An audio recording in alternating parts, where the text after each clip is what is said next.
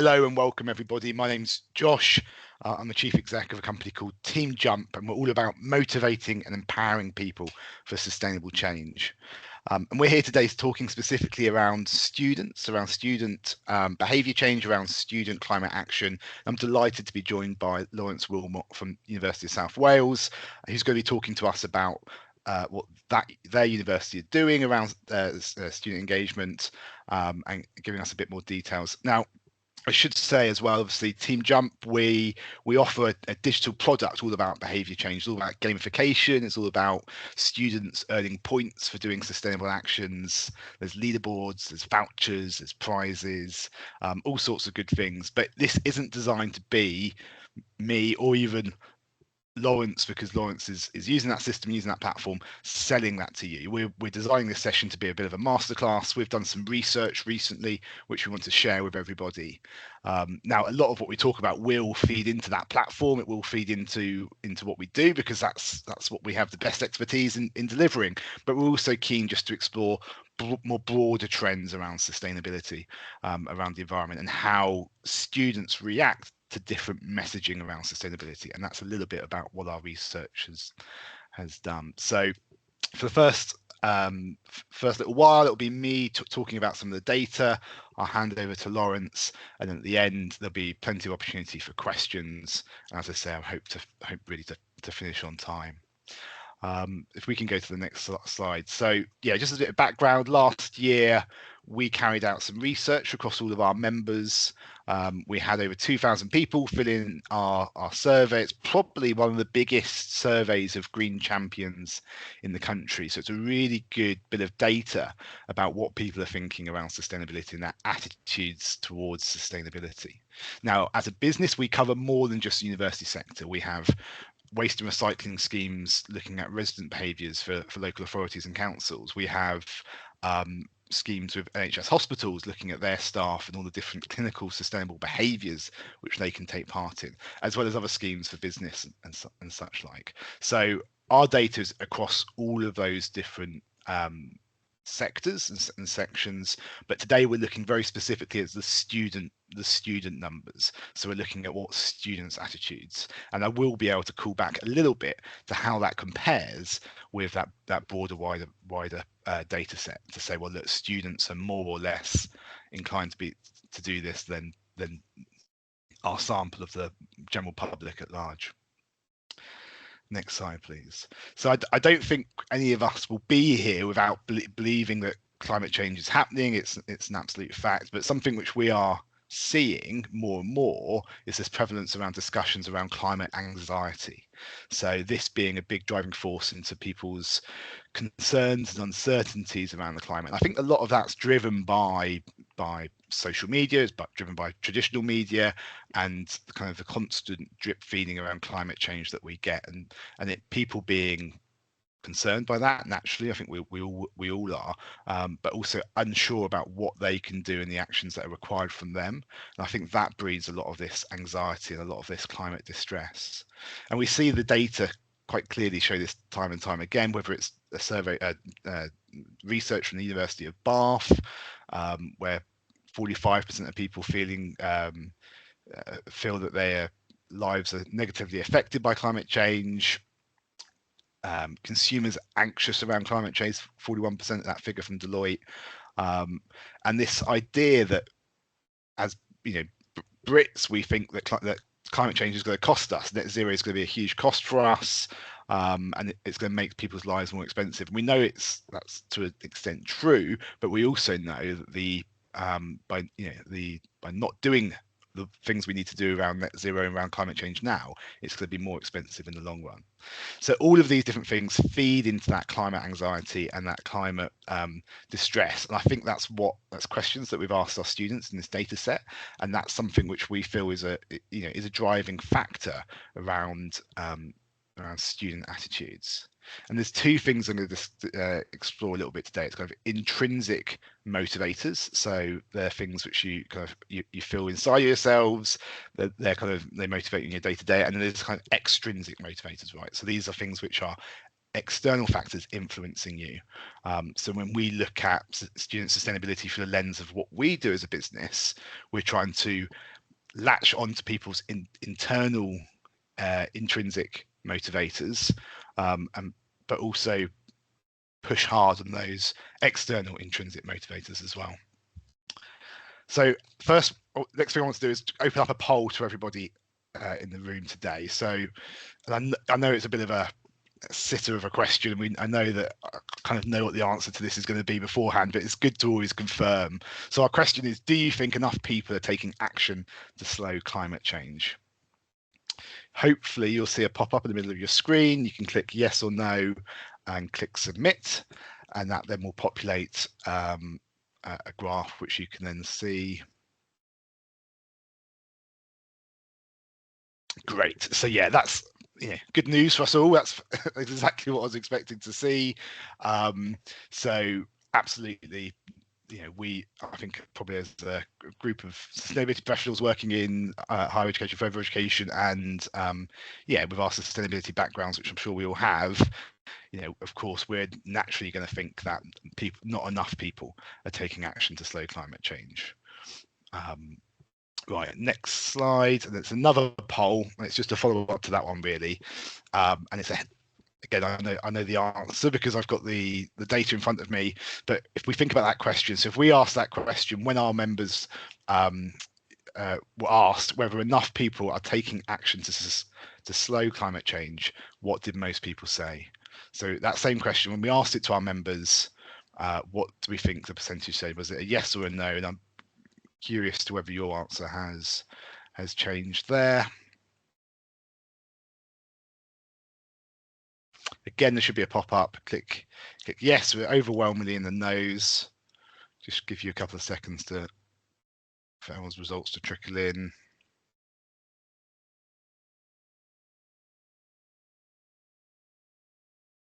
Yeah, so we all know. Okay, so let's look at the actual data that came in. So when we asked students this question, so it's 69% of students believe that people are not taking enough action to prevent and slow down climate change. So less than what we kind of anticipated the number to be, obviously, by quite a bit. So it goes to show that actually there's a good chunk there, a good 25%, 31% there, saying that they do think that enough people are taking action, which is quite surprising. Now, if you compare that to that general public data set, so looking at all the surveys that we did, it found that actually students were probably a bit more optimistic than the rest of the general public. So I think the percentage for everybody else was 75% compared to the 69%. So very close, but it's just that little bit more optimistic, a little bit more positive. Yeah, next slide, please. Then we ask students around barriers, right? So we ask them what they think the biggest barriers are to getting more people involved in sustainability. And the one that came out top at the bottom there is priorities. So competing priorities being a barrier to students engaging with sustainability. And I think this, to me, makes quite a lot of sense. We know students are only at university for a very limited amount of time. We know that during that time at universities, they've got 101 things to do, whether it's obviously their actual studies, the reason why they're there, but also competing with societies, sports clubs, socializing. Many will have to work. So it's no surprise that competing priorities was top of that list. Interesting to us is also the other ones which were quite popular. Time, which quite obviously links to priorities, but knowledge and incentives appearing quite high and higher than they were for our general survey across the rest of our Green Champions population. So knowledge, and obviously the key to that is education and e-learning. That's scoring high as a barrier. So obviously, clearly, students feeling that they don't have enough information or knowledge or education around these issues, and that's then a barrier to them taking action around sustainability. And that's something that we see time and time again. And if I was to talk about what Team Jump does as a product, a lot of the times that's what I would say that we are trying to achieve. It's to break down that knowledge action gap that we see time and time again. Studies, whether it's our own studies or whether it's studies by other organizations, demonstrate and show that people have a high desire to get involved in sustainable actions, but the number of actions they're doing or the amount they're actually physically doing around sustainability always lags behind that. And we always call that the knowledge action gap. It's not our own term, it's something that is out there in literature, etc. But that's something we see time and time again. And by using a tool like Team Jump or any other engagement system like Green Impact, for example, but using any other engagement tool to try and increase that knowledge, increase that education, can help them overcome those barriers and help people take more action. So that's something which, I think is really powerful. And I think we see that already within universities, and whether that's climate literacy training or or any other kind of internal initiatives that you're running, education is always going to be a real key part of that. Leadership, which I'll come back to, and then down the bottom there, but questions about trust. Trust was actually one of the bigger ones amongst our resident population, so it's good to see it not being perceived as not quite as important of a barrier here. Next slide, please. Now we look at those motivators. So what are motivating students to take action? And the biggest slice of the pie here is their moral and ethical responsibility. So students are saying to us that they're doing action around sustainability. The biggest motivator for them is a sense of obligation around their moral and ethical responsibility, right? So that's showing that this is something they're passionate about, concerned about, and they feel like it's the right thing to do. From a behavior change perspective, that is fantastic, because what we're always trying to do often with behavior change is build that sense of social norm. So social normative behaviors, we're trying to build a sense of everybody's doing that behavior and I need to do it to fit in, and that's kind of an intrinsic human behavior, right? And that's sort of a bit the want and desire to do what everybody else is doing. So by having such a high percentage of people saying that they have a moral and ethical responsibility to take action around sustainability, you're showing that social norm power can be really high. It's showing that it can really be an effective tool for anyone working at sustainability engagement to try and encourage people to do, because that's what we're trying to do. We're trying to get that sort of cultural shift to get behaviors to be the thing that everyone wants to do, and just everyone does it by default. It's not a conscious decision to recycle or to travel to campus sustainably or to save energy in the on campus buildings. Protecting nature was also a big chunk there. So obviously clearly students concerned around biodiversity loss, concerned around their natural environment. So that's really interesting. My students' own well-being, polling third there, security for the future, saving money 10%, that's a good chunk. And I think over the last few years there's been some really good and powerful work around tying in net zero goals, tying in sustainability with cost of living crisis, right? So, and for students, they probably feel that very acutely, and that's probably reflected in the data here. And if we can, as sustainability professionals, can demonstrate to students that the sustainable actions that they can take can also save them money, then we feel that's always a very powerful motivator and a very powerful concept to latch onto. So yeah, really, really interesting finding there around that. My family's health was low. That was to be expected, and actually if you look across the rest of our data sets, that was a much higher one. So for amongst NHS staff, amongst residents, my family's health was much higher, but it's kind of to be expected that for students with different stage of their life, that's not quite a bigger motivator. Next slide, please. So we then asked that question around what's the most effective tool in motivating people to take action, and overwhelmingly financial incentives came out top, and it's no surprise really. We've just talked about that cost of living factor and about making things cost effective, making the reason to do something to be around the price of not doing it. So interestingly, that students have also not highlighted that if they were to receive financial incentives, that would also encourage them to do that. The problem we have is, and as sustainability professionals we never have the budgets that we really need to move the needle in terms of financial incentives for students to do the right thing. So there's things that organizations can do, rewards and recognition packages.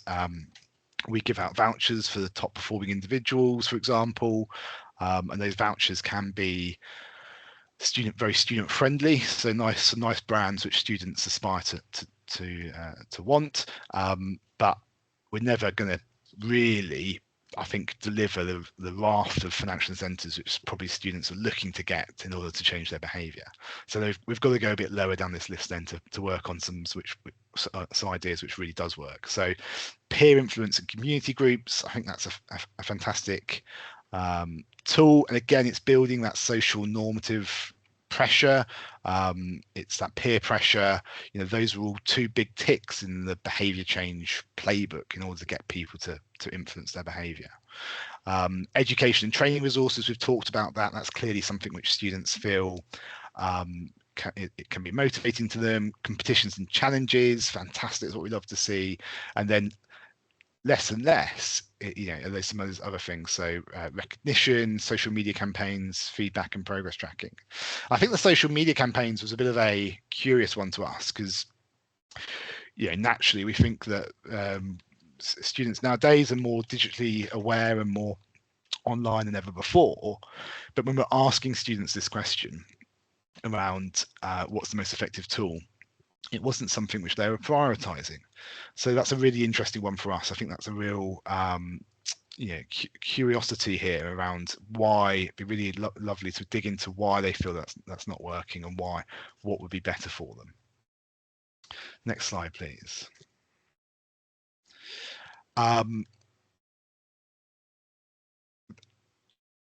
Great. So yeah, how can your organization support you to take sustainable action? So things in here, we talked about incentives and rewards. More education and training comes up again, time and time again. That seems to be a factor. So I think we should all be thinking about that. More practically, clearer waste and recycling guidance. 8% of people saying that.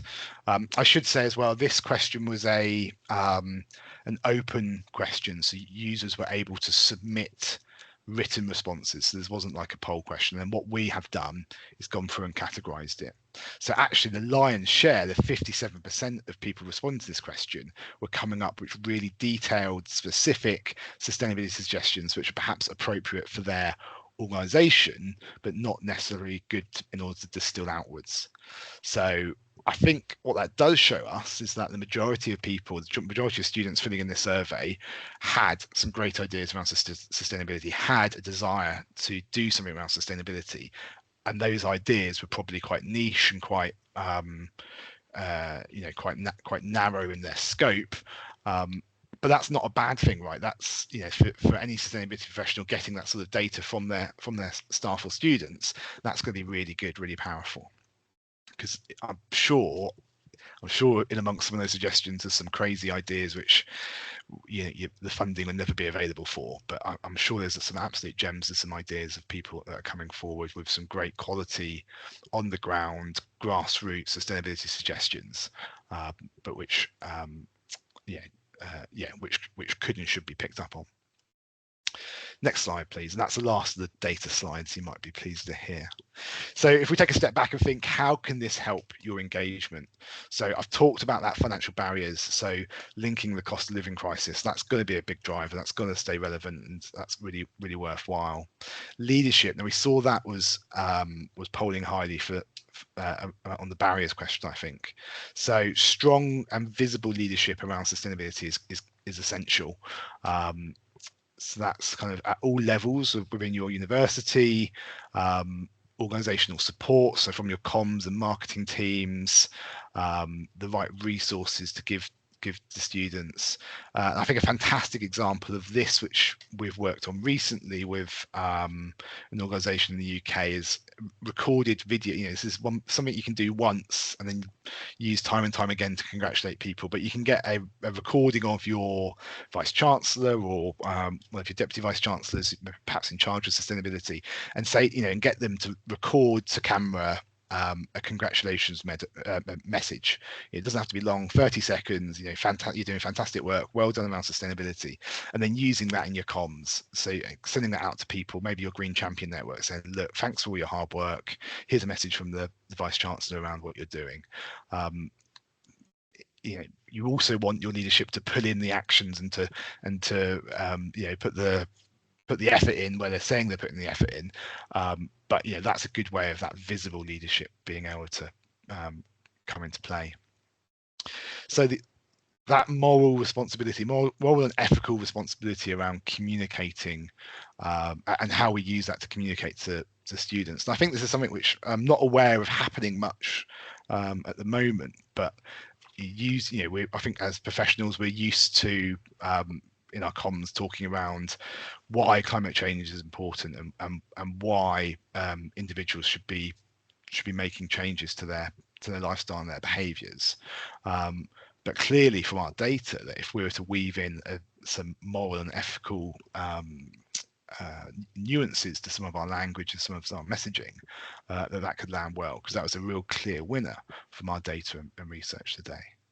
And then finally, in-person events, community groups, that sort of peer-led initiatives, which we saw in the data as well, they're going to be very effective. And we're always amazed. I think this year we went to 5 or 6 different freshers fairs across the country. It was a very busy few weeks for us back in September. But always amazed, getting out in front of people, talking to them about sustainability, talking to them about what they can do, and how they can change their behaviours. That's always really, really powerful. You've got to balance that against the number of people you can speak to in a day at those events, but the quality and of those conversations is certainly supreme and certainly really effective in getting that message out there. Next slide, please. Just something I've talked a little bit. I've brought in a couple of things around behaviour change, right? I've talked about the social norms, peer pressure, financial incentives. We at Jump, we've got a behaviour change model, which we like to refer to quite a lot. It blends behaviour change models like the COM-B model, the capability, opportunity and motivation, and the EAST model, which is making things easy, accessible, social and timely. And this is really, when we're thinking about designing interventions and designing behaviour change tools or behaviour change programs, we always like to refer back to this because we think it's a good catch-all, and it ticks all those boxes of some of those things we've discussed today. So when we talk about education, it's about creating understanding. We talk about social norms, about peer pressure and groups, it's about creating a community. So it's all about giving people, empowering people to take action, right? So opportunity, reason, incentive, habit, all those things lead into each other and build into sustained engagement over time. But we're not the specialists on this. In order to have all of this lovely behaviour change stuff, which is ongoing, to reward and encourage people to take action, they've got to have the capability and opportunity to do that. And what that often means is they've got to have the facilities right. There's no point telling someone, you should be cycling to campus all the time if there's no secure bike storage, if there's no showers, if there's no infrastructure on campus to support them in taking that behaviour. So that's always got to be the first step. So any sort of behaviour change interventions which you're designing around students, you've always got to be asking those questions. Can they do the behaviour that we're asking to? If we're doing a new campaign on food waste recycling in kitchens, do they have the facilities to do that easily? Do they have the kitchen caddies? Do they have liners? Do they have collection points to collect it all in? Those are the prerequisites to then getting out there with a behaviour change campaign. And then finally, for me, you might be pleased to hear, so why it matters. In the same member poll that we did, we asked people questions around their attitudes and how their attitudes have changed, and there were some fantastic figures that came out of it. So 79% of members are more conscious of their energy use and how to reduce it, 84% more aware of consumption, 95% understand more about the impact of their actions on the environment, and 95% of members said that sustainability actions have become part of their routine. So when we talk about sustainability engagement and sustained sustainability engagement, this sort of data and these sort of results are exactly what we want to see. We want to see people showing and demonstrating that their attitudes have changed, because behavior change is tough, right? It's tough to measure. It's tough to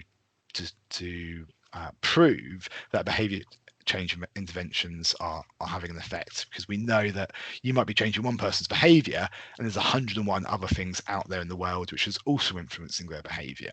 So they might have moved and be closer to the campus, and it's easier for them to walk. So it's not a behavior change result of behavior change, it's a result of their physical circumstances. Or there might be an article in the press around waste and recycling which has influenced their attitude and made them realize that they should be doing more. The council might have sent out some literature around plastic recycling and what actually can be collected in your plastics bin. So data like this is gold dust to proving that sustained behavior change and to keeping that momentum up with students. Right, that's everything from me. I'm delighted to hand over to Lawrence. We've been working with University of South Wales for, I think 5 years. I think 2021, the programme started. So yeah, great. Really appreciate your time today, Lawrence, and sharing some of your insights and input. Over to you. Yes, thank you, Josh. So hi, everyone. As the slide says, I'm Lawrence Willmott. I'm Energy and Sustainability Officer at the University of South Wales. Go to the next slide, please, Sam. So I'm just going to briefly touch on some of the challenges we faced around sustainability engagement, how the platform Turn USW Green has helped us, which is run by Jump, and just some of the lessons we've learned and some of the best practice we've taken in. So who are we? So spoiler alert, University of South Wales is a university in South Wales.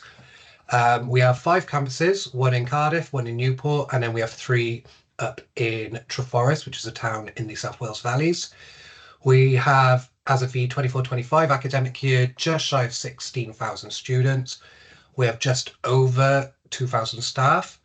Currently, we have 1,000 platform members with Turn USW Green. We hit that mark in the September just past, which we're really, really happy about. And across the history of our platform, we've had over 60,000 actions taken. Just showing, in the great scheme of our population, our membership, is a small percentage, but those members are active within our platform. So the current challenges we're facing, if we could go, so why sustainability matters, sorry. As a university, one of our key goals is preparing youth of today for tomorrow's challenges. Sustainability is at the forefront of people's minds, as we've seen from Josh's slides. We're trying to incorporate sustainability within, not just the messaging that we're putting out, but within courses, within other activities, so that it's a constant almost bombardment of this is something that you should be thinking about. The university itself has a large carbon footprint, and a lot of that is our Scope 3 activities. And our staff and our students contribute to that, whether it's, from their recycling habits, whether it's their purchasing habits. It's getting them to think, just have sustainability in their mind whilst they're making decisions.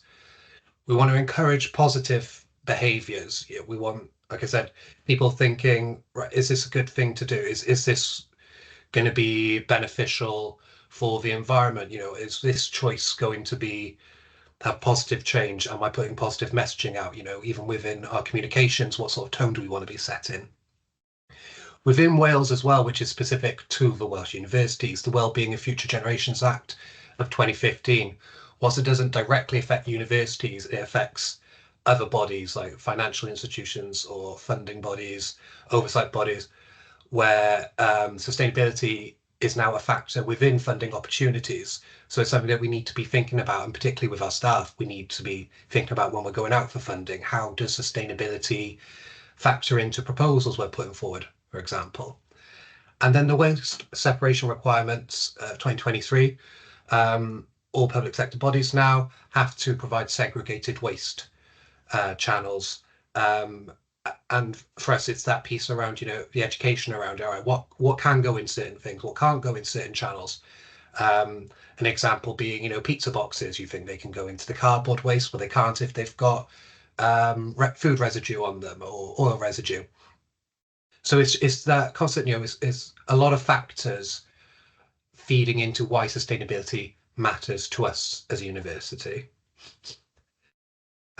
So next slide, please. Thank you. So our current challenges, being a university with thousands of students, our students are, they're on courses, they're here to learn. We don't want to become across like we're lecturing them as well. We want to blend that information piece with some form of entertainment or with some form of joy that they're enjoying whilst they're learning about sustainability and not feeling like they're being dictated to or being, told this is what you have to do. We want them to make those decisions and be informed. We want to create consistent behavioral change. One of the things is, someone will turn up to an event, they'll think about something during that event or during a workshop, and then as soon as they leave, it's gone from their mind. We want to create that constant behavioral piece. And so hopefully they can incorporate these lessons into their day-to-day lives. And then targeting different populations. Students have different priorities over staff, and within our staff, professional services will have different priorities over our academic and research staff. So it's trying to find the right way to get these messages across and to target these different populations in a way that will engage them, as opposed to a one size fits all. So how have we done this? So Turn USW Green has been pivotal in our sustainability journey. I think everyone on this call will have hopefully have their own version of this platform, but it's, a lot of them small activities that they just do week on week, or it's a reminder week on week. Yeah, have I recycled correctly? Have I had that 4-minute shower? Have I washed at 30 at all this week? It's that great constant reminder of these small actions that they can take. What we've now started doing is tying the platform into on-campus events. So we're starting to think, okay, well, if we know who's signing up to our events, so you've got to sign up with their university email address, be it staff or students. Great, we can send that to Team Jump and they can put 500 points on someone's an account for coming to this event. That's great. That's tying what we're doing in person with this platform, and then people are being rewarded for it. We are tailoring some in-app activities to campaigns and trends. So, for example, the Be Mighty Recycle food waste campaigns, which happen twice a year, is again, right, what activities can we promote during this period where people are seeing, they're getting this messaging from the university. Oh, we're also getting it from Turn USW Green. All right, well, this must be something that I should be thinking about. And a big part for me for running it from our side is collaborating with our engagement and client success managers. We've got a great team at Jump in Tom and Emily, who are, they're both supportive of what we want to do, but they're also great at suggesting other ideas, saying, we've seen success with this, or if I come to them with an idea, they're, it's not great, but have you considered an alternative? That collaborative relationship is really pivotal to the success of the app. And no idea is a stupid idea. The amount of times I've come to Tom and Emily and said, been thinking in my mind, God, they're going to shoot me down with this idea, even if it is idiotic or it's not going to work, they will come up with an alternative. I've got to say, me and my manager, we are astounded by how fast Team Jump can turn things around, turn ideas into an activity or a campaign. Making even just small tweaks to something has a big difference for us. So it's really, it's not just thinking of Jump as, oh, they run this platform for us, and that's it. It is really a collaborative relationship. Next slide, please, Sam. Thank you. So driving engagement. So as I said before, because we have so many different types of populations at the university, we try tailoring our events and initiatives to relevant groups. For example, there are certain volunteering opportunities we have, such as litter picking. We're currently collaborating or working on a collaboration with the Treforest Litter Pickers, which is a community group that's most likely going to be more tailored towards staff. So we know that, all right, we're going to have these staff here for years upon years upon years. So we have this core group with us. We have workshops around plant care in accommodation services. So that's more of a student tailored event, but we know that, the messaging we're trying to give these different groups within these different events is going to be different, and Team Jump are great at giving us those assets. Encouraging participation through various channels is a big piece for us. So, students bombarded with emails upon emails upon emails, putting messages up on screens in, for example, the catering facilities. So many students are just looking down at their phones all the days. They're not going to look up and see them. So saying, right, how can we target them through their phones? All right, the push notifications from Team Jump is great because it doesn't come up as an email that they're just going to disregard. They're going to think, oh, got a notification about this app.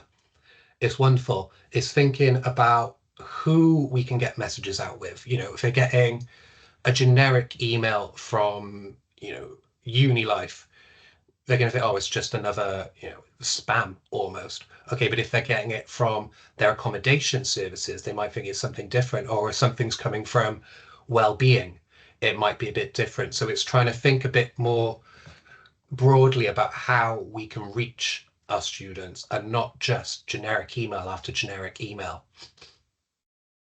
My next point, being present, but to be honest, we should have changed this to being annoying. You've got to almost be in people's faces about it. This last year, we've started turning up to a lot of events with our banner stands, with the Turn USW Green information and QR code. It's trying to make people visually aware of us. They see an email or they see a poster and they move on. But if they're currently seeing a person there, the same person there with the same banner stand at multiple event opportunities, then you think, oh, I remember seeing them before. In the last few months, we've had our Welcome Fest, which, as Josh mentioned, Team Jump came along to. We've worked with the South Wales Business School on a Sustainability Challenge Day. We attended a Green Futures Careers event. It's constantly being present and being annoying and kind of hammering that message home in person. Because even if people, this careers event we had was in the foyer of our library, a lot of people were just walking past, but they saw us, they saw that we were physically there. They saw the QR code. They gave it a scan to see what it was about. It's a lot more effective than, like I said, bombardment of emails. And then fostering internal and external partnerships. So it's finding out, right, what teams within the university have this reach or have access to a population of students that maybe we aren't able to target. So, for example, careers. They're doing a lot of work at the moment around sustainability in careers. That's great. So they might be a good channel for us to promote certain events through. Well-being and early intervention. A lot of our workshops are around positive health choices, looking after plants, the benefits of looking after plants, that biodiversity piece. That's a great channel for us to promote those events through. We've got external partnerships then with a local company called Plant and Pot, who run these biodiversity workshops for us. We have a partnership with Meadow Street Gardens, which is a local community gardens and allotment group. There's great volunteering opportunities there that we can promote through them and they can promote through us. And it's building those partnerships to make it seem like, oh, it's not just this two-man team for the university trying to push out their own agenda. It's this group approach, this combined approach that people think, oh, the university actually cares about this. The university, this isn't a box ticking exercise for us. And it really has been the driving force between us increasing our engagement, particularly over the last year and a half. And then, not to, like Josh said, this isn't to try and sell Jump and sell this platform, but that partnership with Jump, that bouncing of ideas, is really what has made this a successful program over the last 5 years, but particularly in the last year or so, we've really seen a jump in our engagement. So yeah, just any opportunity you see to work with another group, another department, a business in the local area that you ordinarily wouldn't have thought, just think outside that box and think, okay, what would their spin on this be? All right, what can we do that's going to benefit them and us, and get that message out to staff and students? And then here's just some examples of, like I said, being annoying and turning up to events and putting on a lot of different opportunities. So working clockwise from the top left, this is one of our plant and pot. We did a terrarium building workshop around, again, this biodiversity piece. Middle top, we built bug hotels as part of a staff engagement day. Top right, we did tree planting down in our Cardiff campus, and that was a staff and student event. The bottom right, we did a litter picking event. Next one over is me at this careers event, sustainable careers event in our library foyer. We've done talks about the ties between good health and plant care, biodiversity. And then the bottom left-hand corner is the South Wales Business School Challenge that we attended. So again, it's seeking these opportunities to not only put on things for different populations, but also just attending, just being present at certain things where you think, oh, even if it's vague, there could be a sustainability tie-in here. I'm going to promote this platform and promote sustainability at the university. Even if you only get 1 or 2 people signing up, that's 1 or 2 more people than you had before. So yeah, that is all from me. Thank you. Great, thanks so much, Lawrence. That was really interesting, really useful. We'd like to open up to the floor now for any questions that you might have for Lawrence or myself. Happy to do a Q&A, give you any answers, which any questions that might have come up during the course of today, and those can go in the chat, and then we'll get to them. Lawrence had there's a couple of things which really struck me in your presentation, which I loved, which I think I might take away. And one is this be annoying idea, and you've got to. We see this time and time again when we're engaging with different audiences. You can't just expect to send one bit of communications and then be done. You've got to appear in multiple places in order to cut through that noise, that bombardment, as you described it for students. We see organizations do some really quite great and innovative ways of doing that, whether it's QR codes at point of sale. If you're buying a cup of coffee at the on-campus cafe, and lots of these coffee shops will offer a discount for using a reusable cup, right? So if you've got a Jump program which is offering points for that, there could be a QR code there saying don't forget to earn your points for doing this. As well as we do the leaderboards, different teams, different departments within universities competing against each other is often great. I've seen some great success with universities using that, taking that leaderboard off the platform and putting it onto digital displays across the campus, showing which department has done the most actions and done the most carbon reduction. So it's that multi-channel, it's different ways of doing it. I suppose a question for you, which I thought about during the presentation, was around if you had 1 or 2 or maybe more things which universities could do right now to better engage students, what would they be? Good question. Well, the one thing is that we found at our Welcome Fest is, like I said, students are bombarded with this messaging and stuff, and all these different emails that they'll take a look and then they move on. What we found at our Welcome Fest was, first off, students love a freebie. They love anything that they can take away with them. And from a sustainability perspective, we don't want to be giving away single-use plastics. We don't want to be giving away pens with multi different parts to them that are going to fall apart.